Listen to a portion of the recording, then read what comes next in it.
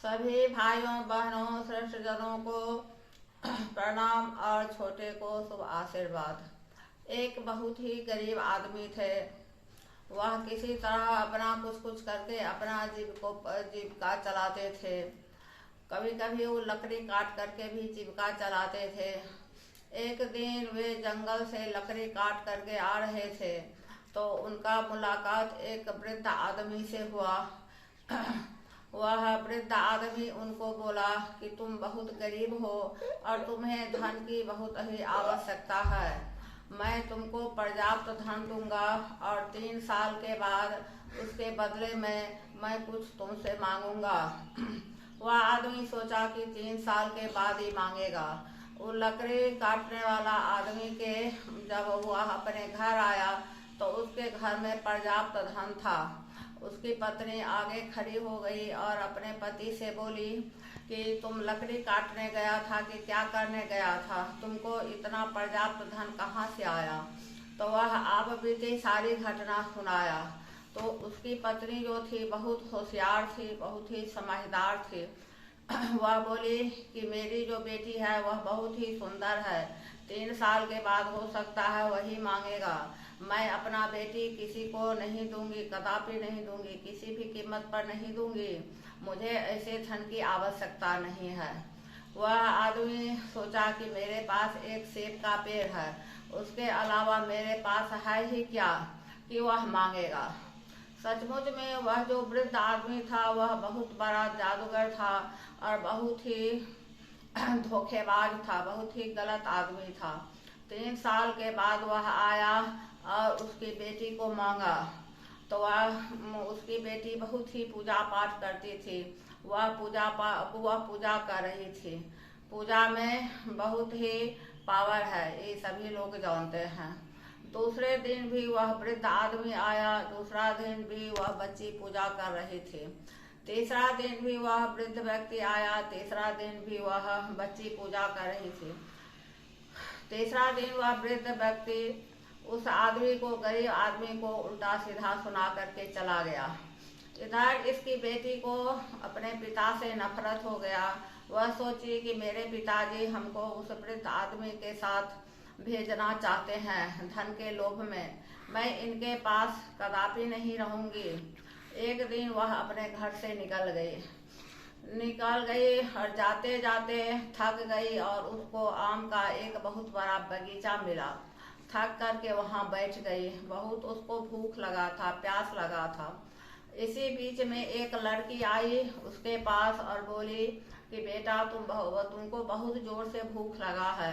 एक थाली में 4-5 फल ला करके उस लड़की को दी। वह लड़की खा गई और वहीं पर सो गई। लड़की थी, निर्जन वन था, डर भी लग रहा था।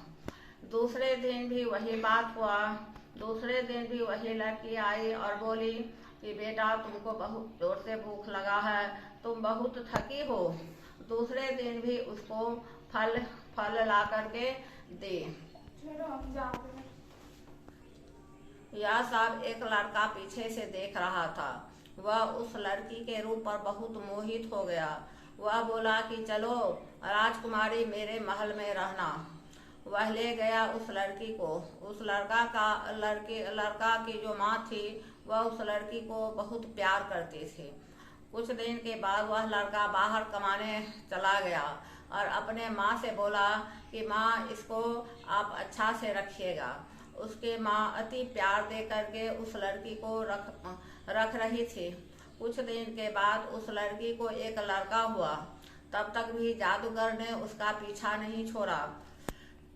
लड़का की माँ एक आदमी को ठीक करके एक चिट्ठी लिख करके कि लड़का हुआ है, वह एक आदमी को अपने लड़का के पास भेजी। वह आदमी जो था सो बीच में रास्ता में थक करके सो गया।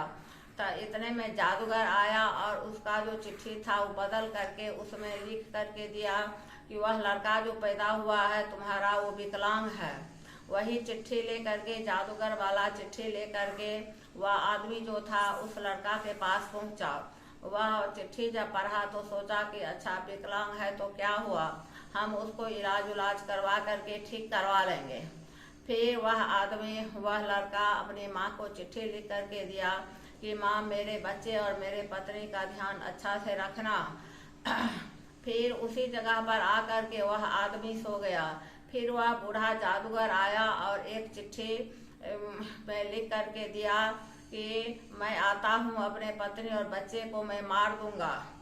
बस वह चिट्ठी लेकर के जब उसके माँ के पास पहुँचा तो उसकी माँ बहुत ही नाराज हो गई और मन ही मन सोचने लगी कि मैंने कैसा बेटा पैदा की कि वह अपने पत्नी और बेटा को मार देना चाहता है। इससे अच्छा तो हम बेटा नहीं पैदा करते। बस अपने बहू और पोता का जान बचाने के लिए वह अपने बहू को बोली कि जाओ बेटा, तुम कोई जगह बतला दी और बोली कि वहीं पर तुम रहना। बूढ़ी माता सोची कि किसी तरह मेरी बहू जिंदा तो रहेगी और मेरा पोता भी जिंदा रहेगा। कुछ दिन के बाद उसका बेटा आया और अपने पत्नी और अपने बेटे को खोजने लगा। और जब ये वो बेटा घर आया कि उसकी माँ वो अपने बेटा को खराब खोटा सुनाने लगी कि मुझे शर्म आता है कि मैंने कैसा बेटा पैदा किया कि अपने पत्नी और अपने बेटा को मार देना चाहता है। बेटा चौंका कि क्या बात है माँ। तब माँ ने सारी कहानी सुनाई।